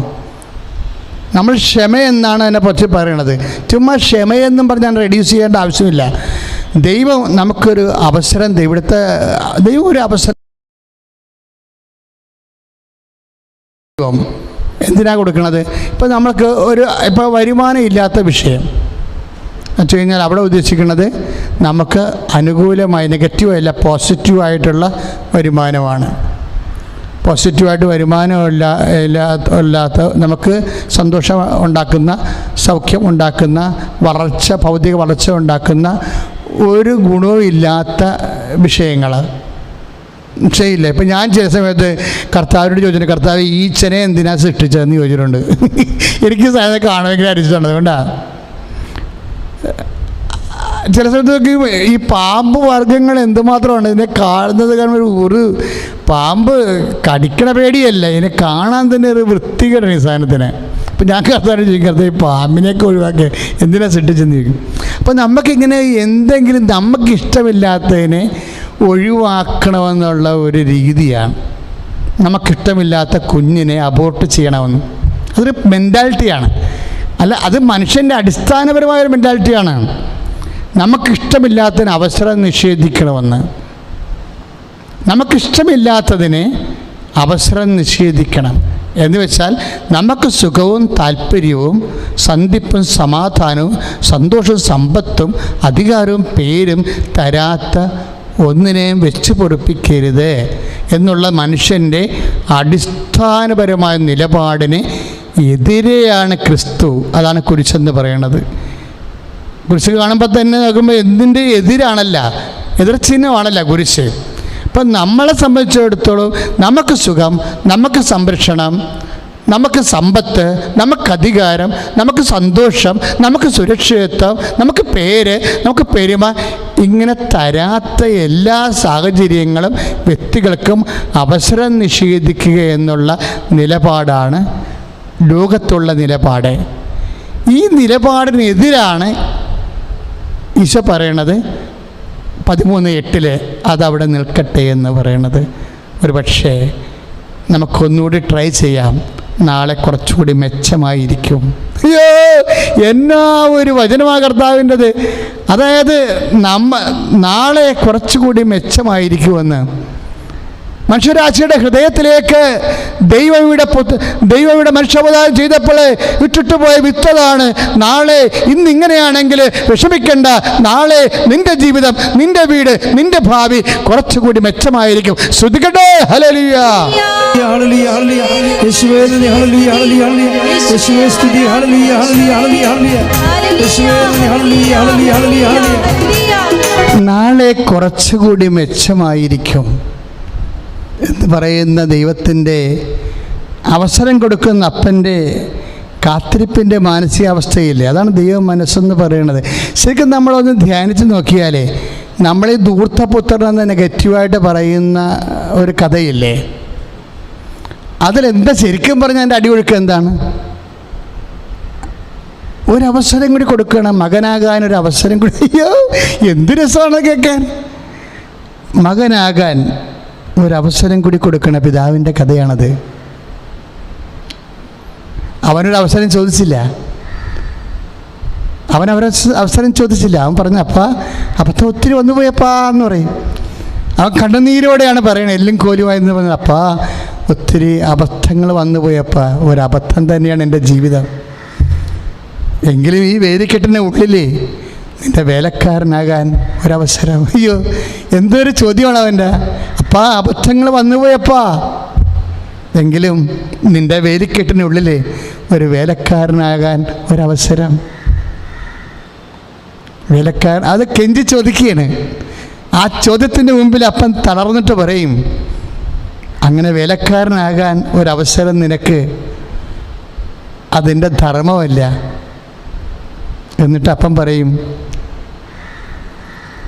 നിങ്ങൾ അവന് കൈവിരലിലെ മോതിരമിട്. പിന്നെ അപ്പം വേലക്കാരോട് പറയും, നിങ്ങൾ അവന് കാലിൽ ചെരുപ്പിട്. എന്നിട്ട് അപ്പം വേലക്കാരനോട് പറയും, നിങ്ങളവന് നല്ല ഉടുപ്പ് കൊണ്ടുവന്നിട്, ഞാൻ എൻ്റെ കണ്ണ് നിറഞ്ഞൊന്ന് കാണട്ടവനെ, പണ്ടത്തെ എൻ്റെ മകനല്ലേ, അവനൊന്ന് കാണട്ടെ. പിന്നെ പറയും, നിങ്ങൾ കൊഴുത്ത കാളക്കുട്ടിയെ കൊല്ല്, നിങ്ങൾ വിരുന്നൊരുക്ക്, നമുക്കൊരുമിച്ച് ഭക്ഷിക്കാം, നൃത്തക്കാരെ വിളിച്ചുകൊണ്ട് വാ. ഇങ്ങനെ അപ്പനിങ്ങനെ എല്ലാം പറയുമ്പോൾ അപ്പം പറയാതെ പറയണ ഒരു കാര്യമുണ്ട് 15:22, അതായത് മകനെ, നിനക്കൊരവസരം വേലക്കാരനായി ചോദിച്ചാണ് നീ, പക്ഷെ ഞാൻ നിനക്ക് തരണത് മകനാകാൻ കൂടി ഒരു അവസരമാണ്. അത് നിനക്ക് തരണ ധർമ്മമല്ല, അത് നിനക്ക് തരണ ഔദാര്യമല്ല, അത് നിനക്ക് തരണ ഓശാരമല്ല, അത് ഞാൻ നിനക്ക് തരണ അവകാശമാണ്. ശ്രദ്ധിക്കട്ടെ. ഹല്ലേലൂയ, യേശുവേ സ്തോത്രം, ഹല്ലേലൂയ, ഹല്ലേലൂയ, ഹല്ലേലൂയ, യേശുവേ ഹല്ലേലൂയ, ഹല്ലേലൂയ, യേശുവേ മഹത്വം, മഹത്വം, ഹല്ലേലൂയ, ഹല്ലേലൂയ, യേശുവേ ഹല്ലേലൂയ, ഹല്ലേലൂയ, യേശുവേ ഹല്ലേലൂയ, ഹല്ലേലൂയ, ഹല്ലേലൂയ. ആ ഹല്ലേലൂയ, ജയം ഹല്ലേലൂയ, യേശു കർത്താവ് ജീവിക്കുന്നു. ആ ഹല്ലേലൂയ, ജയം ഹല്ലേലൂയ, യേശു കർത്താവ് ജീവിക്കുന്നു. യേശു കർത്താവ് ജീവിക്കുന്നു. പരിശുദ്ധ പരമദിവ്യകാരുണ്യത്തിന് ആരാധനയും സ്തുതിയും പുകഴ്ചയും. ഈ അപ്പൻ്റെ മാനസികാവസ്ഥകൾ പിന്നെയും വെളിവാകുന്നത് മത്തായി 20:15 അപ്പൻ എന്തുകൊണ്ടാണ് ഇങ്ങനെയൊക്കെ ഒരു, അതായത് വേലക്കാരൻ്റെ അവസരം ചോദിച്ചവന് മകൻ്റെ അവകാശം കൊടുത്തിട്ട് പറയും, അത് ഔദാര്യമല്ല, നിൻ്റെ അവകാശമാണെന്ന് പറയുന്ന അപ്പൻ്റെ മനസ്സില്ലേ. ഇതാണ് ദൈവ മനസ്സ്. എന്നിട്ട് ഇതിന് ഈ ദൈവ മനസ്സ് വെളിപ്പെടുത്തുന്ന പുസ്തകത്തിനെ കുറിച്ചാണ് പൗലോസ് പറഞ്ഞത്. ഇത് കാളയെക്കുറിച്ച് എഴുതിയിട്ടില്ല. കാളയെക്കുറിച്ച് പറഞ്ഞാലും ദൈവത്തിൻ്റെ മനസ്സിൽ നീയാണ്, മനുഷ്യനാണ്.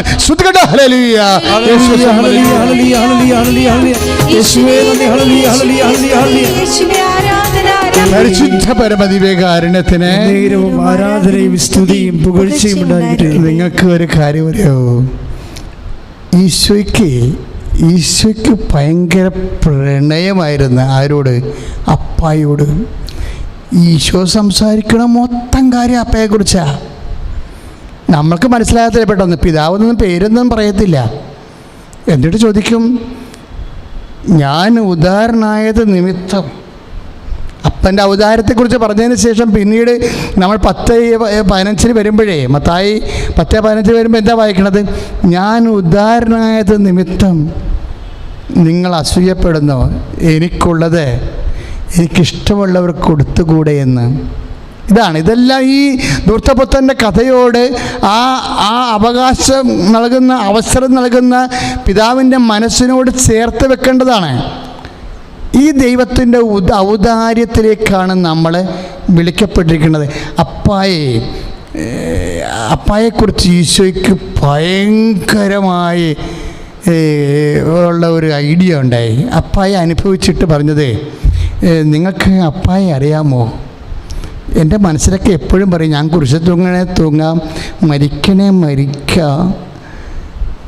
എന്നെ അവർ തുപ്പുകയോ ആട്ടുകയോ കൊത്തുകയോ ചവിട്ടുകയോ എന്ത് വേണേലും ചെയ്തോട്ടെ. പക്ഷേ എൻ്റെ മനസ്സ് പറയണതേ, മക്കളെ, എൻ്റെ അപ്പാനെപ്പോലെ നിങ്ങളായെങ്കിലെന്നാണ് ഞാനങ്ങനെ ആശിക്കണമെന്ന് പറയും. B perfect as your heavenly Father is perfect. എൻ്റെ സ്വർഗ്ഗസ്ഥനായ പിതാവ് പരിപൂർണനാണെന്ന്.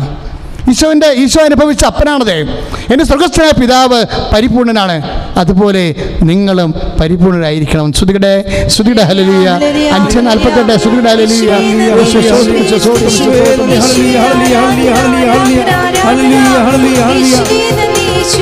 പരിശുദ്ധ പരമദിവ്യകാരുണ്യത്തിന് കർത്താവിൻ്റെ വചനം വളരെ ഹൃദ്യമായി ഈശോ നമുക്ക് പകർന്നു തന്നു.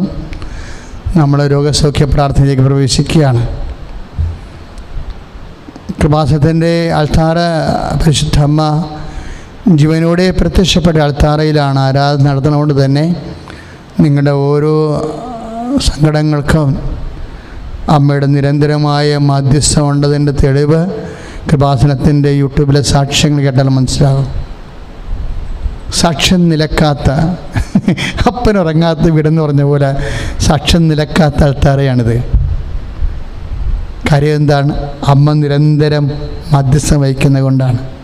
ഈശോ ഇടപെടാവുന്ന വിഷയങ്ങളിലും ഇടപെടാൻ പാടില്ലാത്ത വിഷയങ്ങളിലുമൊക്കെ ഇടപെട്ടുകൊണ്ട് മക്കൾ ലൈവിൽ തന്നെ കയറി വന്ന് സാക്ഷ്യം പറയാൻ വേണ്ടി വരുന്നവരുടെ എണ്ണം ഈ ലോക്ക്ഡൗൺ കാലത്ത് ഗൂഗിൾ മീറ്റിൽ എന്തുമാത്രമാണ് വരണത്. എന്ത് സന്തോഷത്തോടും ആശ്വാസത്തോടും അവരത് പറയണത്. അതുകൊണ്ട് ഞങ്ങളെപ്പോഴും ജനങ്ങളുടെ വേദനകളുമായിട്ടാണ്, ജനങ്ങളുടെ ഭാരങ്ങളുമായിട്ടാണ് മുമ്പിൽ നിൽക്കുന്നത്. കാരണം എന്താണെന്ന് വെച്ച് കഴിഞ്ഞാൽ, ലോകത്ത് അവൻ മാത്രമേ പറഞ്ഞിട്ടുള്ളൂ. എന്താണ് പറഞ്ഞത്? നമ്മുടെ ഭാരങ്ങൾ ആണ് അവൻ ചുമന്നത്, നമ്മുടെ രോഗങ്ങൾ ആണ് അവൻ വഹിച്ചത്. ഭാരങ്ങൾ ചുമക്കാനും രോഗങ്ങൾ വഹിക്കാനും അവൻ മനുഷ്യൻ്റെ അവതാരത്തിലെത്തുമ്പോഴേ അവൻ പറഞ്ഞു, അധ്വാനിക്കുന്നവനെ, ഭാരം വഹിക്കുന്നവനെ എൻ്റെ അടുക്കൽ വരിക. എന്നിട്ട് അവൻ പറഞ്ഞു, അവസാന കാലം വരെ ഞാൻ നിങ്ങളോടുകൂടി ഉണ്ടായിരിക്കും, അവസാന കാലം വരെ ഞാൻ നിങ്ങളോട് ഉണ്ടായിരിക്കുമെന്ന് അരുളിച്ചതവൻ. അർത്ഥവത്തായിട്ട് വാക്ക് പാലിക്കുന്നതാണ് അൾത്താരയിൽ പരിശുദ്ധ കുർബാനയുടെ ആരാധന സാന്നിധ്യമെങ്കിൽ ഭാരം വഹിക്കേണ്ട, ഭാരം എടുത്തു വെക്കേണ്ട, രോഗങ്ങളേൽപ്പിക്കേണ്ട സ്ഥലമാണിത്. അത് മനസ്സിലാക്കിക്കൊണ്ട് തന്നെ അമ്മയുടെ മധ്യസ്ഥത്തിലെ കർത്താവിൻ്റെ കൃപയിൽ മക്കൾ സ്തുതിക്കട്ടെ.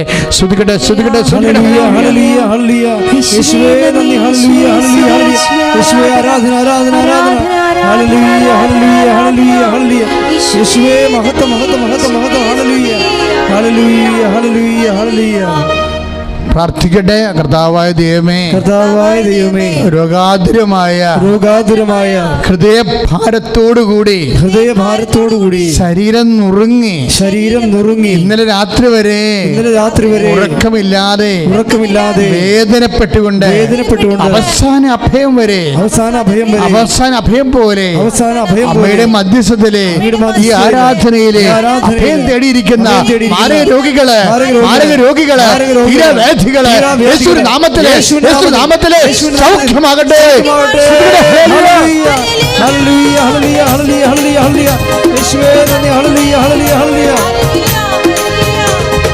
രോഗമെല്ലാം മാറിടട്ടെ, കഷ്ടമെല്ലാം നീങ്ങിടട്ടെ.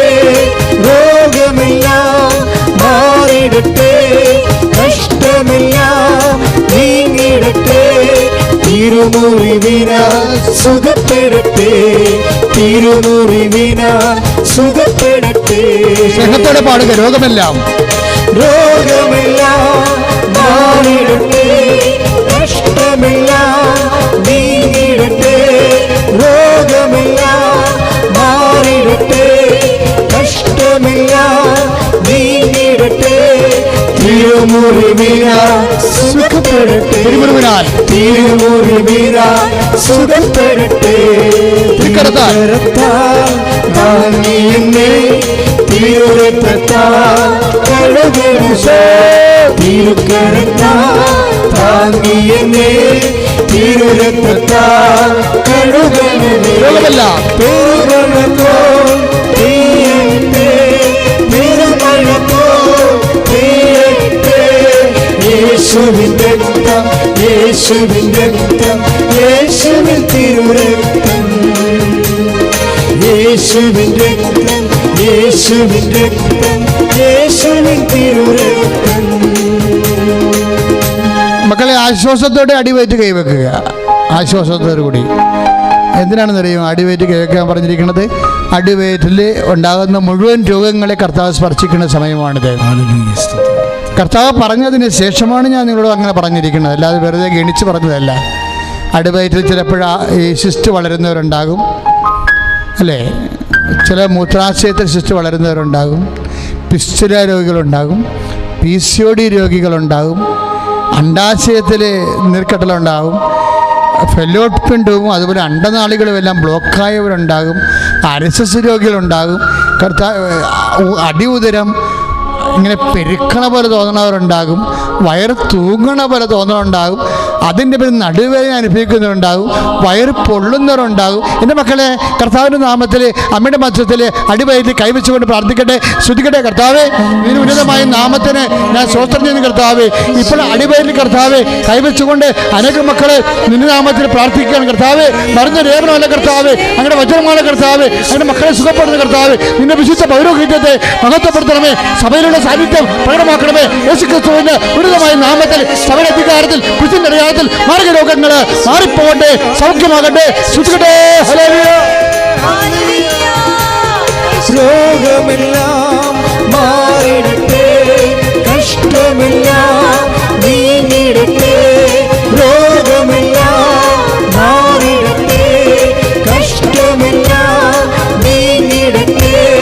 തിരുമുറിവിനാൽ സുഖപ്പെടട്ടെ, തിരുമുറിവിനാൽ സുഖപ്പെടട്ടെ. തിരുക്കരത്താൽ താങ്ങി എന്നെ തിരുരക്തത്താൽ കഴുകണമേ. തിരുക്കരത്താൽ താങ്ങി എന്നെ തിരുരക്തത്താൽ കഴുകണമേ. രോഗമെല്ലാം മാറിടട്ടെ, കഷ്ടമെല്ലാം നീങ്ങിടട്ടെ. രോഗമെല്ലാം മാറിടട്ടെ, കഷ്ടമെല്ലാം നീങ്ങിടട്ടെ. തിരുമുറിവിനാൽ സുഖപ്പെടട്ടെ, തിരുമുറിവിനാൽ സുഖപ്പെടട്ടെ. പരിശുദ്ധ പരമദിവ്യകാരുണ്യത്തിന് ആരാധനയും സ്തുതിയും പുകഴ്ചയും ഉണ്ടായിരിക്കട്ടെ. പ്രിയമക്കളെ, നെഞ്ചത്ത് കൈവെക്കുക, നെഞ്ചിൽ കൈവെക്കുക. ശ്വാസകോശ രോഗികളുണ്ടാകും, ബ്രസ്റ്റിന് ക്യാൻസർ ഉണ്ടാകും, പതിരക്ക് നീര് കെട്ടിയവരുണ്ടാകും, വലിവ് രോഗികളുണ്ടാകും. അങ്ങനെയുള്ളവരെല്ലാവരും നെഞ്ചത്ത് കൈവെക്കണം. കർത്താവിൻ്റെ കൈയായി നിൻ്റെ കൈ മാറുന്ന സമയമാണ് മക്കളെ. കൃപാസാൽത്താറേന്ന് അമ്മ ഈ നിമിഷം നിനക്ക് വേണ്ടി നിന്നെ കാണുന്നുണ്ട്. നിൻ്റെ കണ്ണുനീര് കാണുന്നുണ്ട്. കർത്താവ് നിൻ്റെ കണ്ണുനീര് തൂക്കി നോക്കുന്നുണ്ട്. ഞാൻ നിൻ്റെ കണ്ണുനീരെല്ലാം കുപ്പിലാക്കി അളന്നു വെച്ചിരിക്കണമെന്ന് പറഞ്ഞില്ലേ? ആ ദൈവം തന്നെയാണ് അൽത്താറയിൽ ആരാധനയായിരിക്കുന്നത്. അച്ഛനോട് ചേർന്ന് പ്രാർത്ഥിക്കുക. കർത്താവേ, മാരക രോഗികളെ, ഈശോ, മരണത്തെ മുഖാമുഖം കാണുന്ന രോഗികളെ, ഇനി മരുന്നില്ലെന്ന് തിരിച്ചറിയുന്ന രോഗികളെ ഇപ്പോഴും സ്പർശിക്കണമേ. മരുന്ന് ലേപനമല്ല കർത്താവേ, അങ്ങയുടെ വചനമാണല്ലോ അങ്ങയുടെ മക്കളെ സുഖപ്പെടുത്തുന്നത്. കർത്താവേ, നിന്റെ തിരുമുറിവാർന്ന ആണിപ്പഴുതാർന്ന അത്ഭുതകരം വലതുകരം ആശ്വാസത്തിന്റെ വലതുകരം ഓരോ നെഞ്ചിലും പതിയട്ടെ. ഓരോ നെഞ്ചിലും യേശുവിന്റെ കരങ്ങള് പതിയട്ടെ. അമ്മ മധ്യസ്ഥം വഹിക്കട്ടെ. ഈശോ, മാരക രോഗങ്ങള്, ശ്വാസകോശ രോഗങ്ങള്, ക്യാൻസർ രോഗങ്ങള്, തൈറോയ്ഡ് രോഗങ്ങള്, തൊണ്ടയുടെ അസുഖങ്ങള് യേശുനാമത്തിലെ സൗഖ്യമാകട്ടെ. ശ്രദ്ധിക്കട്ടെ.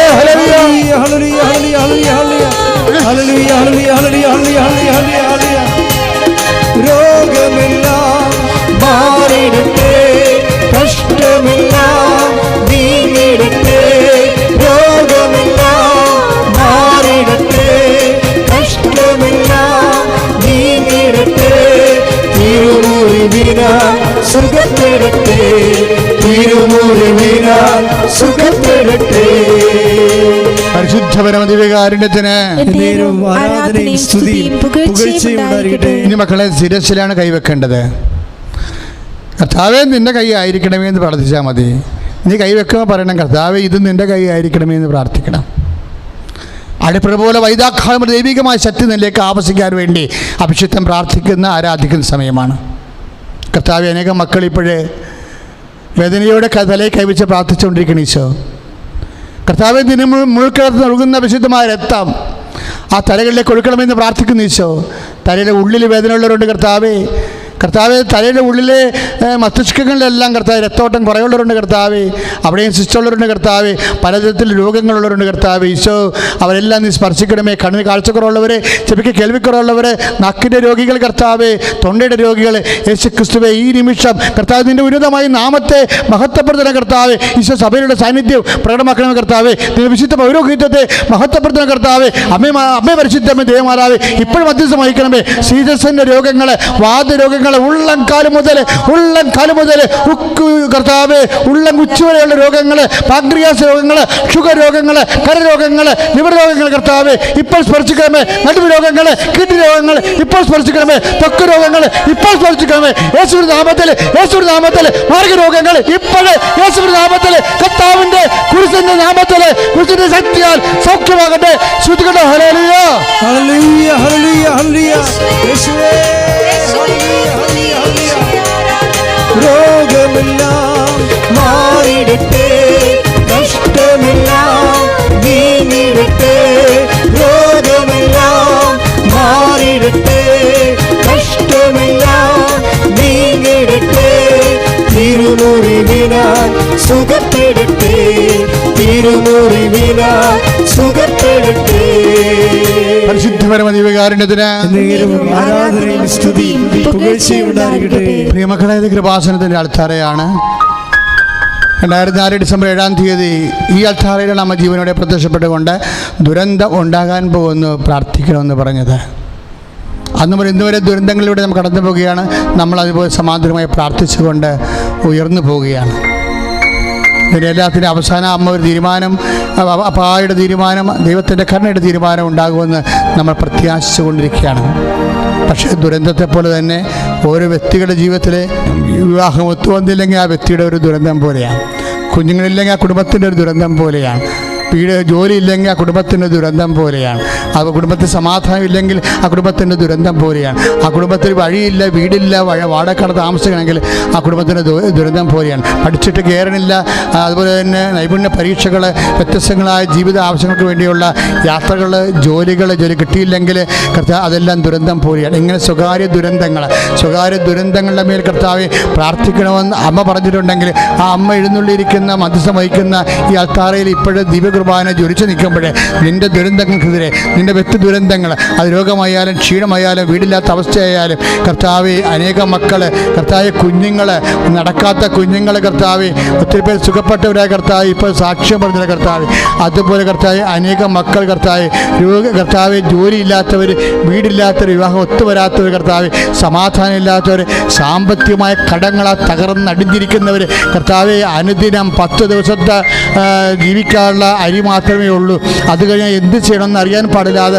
ഫേസ്ബുക്കിൽ കർത്താവ് അനേകം പേര് കർത്താവ് പോസ്റ്റ് ഇട്ടിട്ട് കർത്താവ്, അതങ്ങനെയുള്ള എല്ലാവരുടെയും ജീവിതത്തെ ഞങ്ങളിപ്പോൾ വരുമാനമില്ലാത്ത മക്കളുടെ ജീവിതത്തെ കർത്താവ്, രോഗത്തിന് മരുന്ന് വാങ്ങാൻ പോലും പണമില്ലാത്ത മക്കളുടെ ജീവിതത്തെ കർത്താവ് അങ്ങനെ ദിവസം സമർപ്പിക്കുന്ന കർത്താവ്, ഓരോ സംഭവങ്ങൾ, വരുമാന മാർഗ്ഗങ്ങളെല്ലാം കർത്താവ് അടഞ്ഞു പോയിട്ടവർക്കുള്ളവർ കർത്താവ്, അതേസമയം തന്നെ ബാങ്കുകളിൽ അവരുടെ പലിശകളാൽ സഹിതം കർത്താവ് മുതലടക്കേണ്ടി വരുന്നവർ, അതിൻ്റെ പേരിൽ കടമായി തരുന്നവർ കർത്താവ്, ജപ്തി നടപടി നേരിടുന്നവർ, ഈശോ എന്ത് ചെയ്യുമെന്ന് അറിയാൻ പാടില്ലാതെ എങ്ങനെ ജീവിക്കും, ചത്താ മതി എന്ന് കർത്താവ് മനസ്സുകൊണ്ട് സ്വന്തമായിട്ട് പ്രാകുന്നവരുടെ കർത്താവ്, എന്തൊരു കാലമാണ് കർത്താവ്, ഇരുട്ടിൻ്റെ കാലത്ത് കർത്താവ് നിൻ്റെ കൈ നീട്ടണമെന്ന് പ്രാർത്ഥിക്കുന്ന കർത്താവ്, നിൻ്റെ വിശുദ്ധ പൗരോഹിത്യത്തെ കർത്താവ് ഇന്ന് വരെ ഈ അൾത്താരെ ചൊരിഞ്ഞിട്ടുള്ള കർത്താവിൻ്റെ അടുത്ത് ചൊരിഞ്ഞുള്ള കണ്ണുനീര്, എല്ലാ വിശ്വാസത്തെ കണ്ണുനീര് കർത്താവ് ഇപ്പോൾ അങ്ങനെ ദിവസം സമർപ്പിക്കുന്ന കർത്താവ്, ഈശോ നീ വിശുദ്ധ, നീ വിയർപ്പിന് കർത്താവ് ഓർമ്മയിൽ കർത്താവ്, നീ വിയർപ്പിൻ്റെ അടിസ്ഥാനത്തിൽ കർത്താവ് നിന്നോട് ഞങ്ങൾ താണു വീണ് കർത്താവ്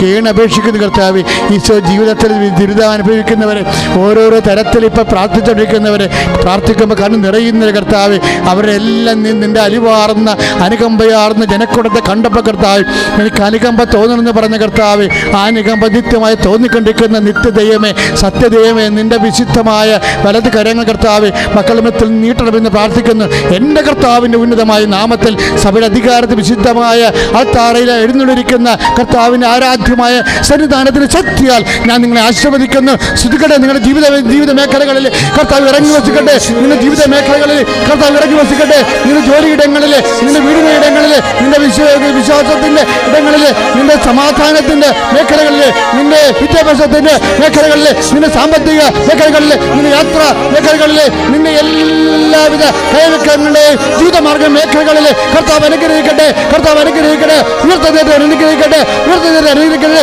വീണ്ടും വരാമെന്ന് പറഞ്ഞ് അനുഗ്രഹിക്കട്ടെ. പരിശുദ്ധ അമ്മയുടെ മധ്യസ്ഥതയിൽ ഈ അനുഗ്രഹം നിറയട്ടെ എന്ന് ശുദ്ധിക്കട്ടെ. ഹല്ലേലൂയ. യേശുവേ സ്തോത്രം. ഹല്ലേലൂയ, ഹല്ലേലൂയ, ഹല്ലേലൂയ, ഹല്ലേലൂയ, ഹല്ലേലൂയ, ഹല്ലേലൂയ, ഹല്ലേലൂയ, യേശുവേ നന്ദി. ഹല്ലേലൂയ, ഹല്ലേലൂയ, ഹല്ലേലൂയ. സമാപന ആശീർവാദത്തിനായി മുട്ടുകുത്താം.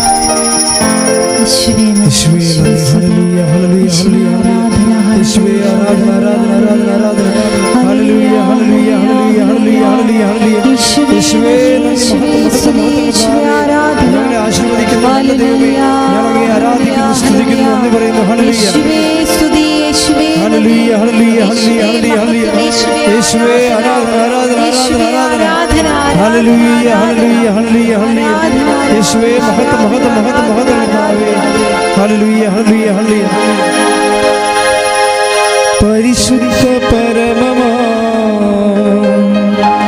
ദിവ്യകാരുണ്യമേ, എന്നുമെന്നും അങ്ങേക്കാരാധന. പരിശുദ്ധ പരമമാ ദിവ്യകാരുണ്യമേ, എന്നുമെന്നും അങ്ങേക്കാരാധന. പരിശുദ്ധ